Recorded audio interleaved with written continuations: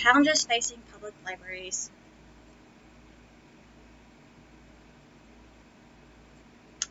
Three challenges are intellectual freedom, equity of access, and privacy. Intellectual freedom is the right of every individual to both seek and receive information from all points of view without restriction. The issues of intellectual freedom in public libraries is the internet, which internet filtering by federally funded libraries hinders patrons from getting the full scope of information they may need. Censorship is blocking information from the public for various reasons. Neutrality is the public librarian's viewpoint, not going to either side of an argument. Status quo and controversial views are basically the same as neutrality, where the librarian chooses to stay in the middle of an argument, in the middle rather than taking sides. Solutions could possibly Birzel's theory to progressive leadership, which focuses on the human right to communication in Article 19 of United Nations Declaration of Human Rights, which states all people have the right to free opinions and expressions through the freedom to hold, seek, receive, and impart information without interference. Birzel wants to restructure the flow of information from top to bottom to a more horizontal structure.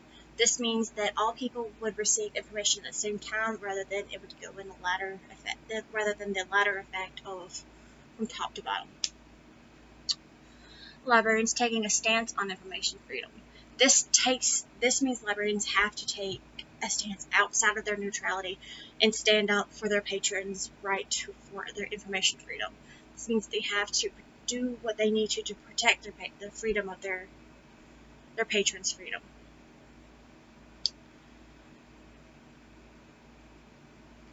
The first principle of the Library Bill of Rights states that books and other library resources should be provided for the interest of information and enlightenment of all people in the community the library serves.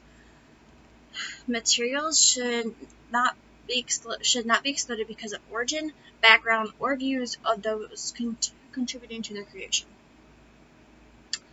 This was a quote taken from an article about ALA's policy on information freedom. Equity of access. Literacy as a social justice issue means that all people have equitable access to the skills and resources they need to fully participate as literate individuals in society, to communicate, analyze, criticize, synthesize, and create information. Issues with equity of access. Inefficient resources for all peoples, people-based information, and racial and historical differences. Some solutions may be as Civitello stated in her article, that access to thoughtful, critical conversations that engage with history, politics, prejudice, and culture, and that seek to situate current events with a broader, richer context. It likewise became apparent that the public library was the best place to foster these conversations, allowing the public library to host events that foster these conversations and allow the patrons to feel comfortable with speaking their mind in a safe environment. Offering inclusive materials and dialogue. Foreign language books written in foreign language such as Spanish, French, German, Asian languages maybe. Dialogue, inclusive language by the patrons by the librarian staff to the patrons and all who are around. And seed libraries to help patrons with poverty, health problems, and sustainability. Seed libraries are a public library offering seeds for patrons to check out, so to speak, for them to publish not publish, for them to plant in their gardens and produce fruit and food and whatever else they need for their own sustainability. Privacy. The right to privacy, the right to read, consider, develop ideas and beliefs free from observation or unwanted surveillance by the government of others.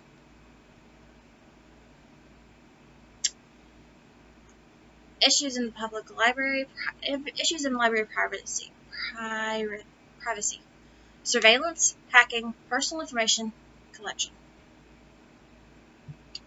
So some solutions to that would be, as Martin and Cram stated in their article, given the ease with which information can be collected, libraries are the forefront of creating privacy-related training and procedures to help safeguard personal information. Training staff and librarians in safeguarding the personal information of their patrons is a necessity in times when internet is and technology is becoming so important to the society. Provide patrons with digital safety education, allowing the patrons to learn for themselves what they need to do to protect their own identity online. In his role as the New York Public Library Director of Privacy and Compliance, Bill Martin has formed a Privacy Advisory Committee comprised of representatives from every division of the library who meet monthly to discuss and help decide various initiatives and issues related to privacy at NYPL. So, more libraries focusing after Martin's idea here allows public libraries to have a committee focused on protecting the needs of their public. In conclusion, over the next 5 years, as technology continues to advance as it is, public libraries will be forced to continue rewriting policies in all areas pertaining to public safety and well-being. Intellectual freedom, equity of access, and patron privacy will be at the forefront because they all protect freedoms and the needs of patrons visiting public libraries.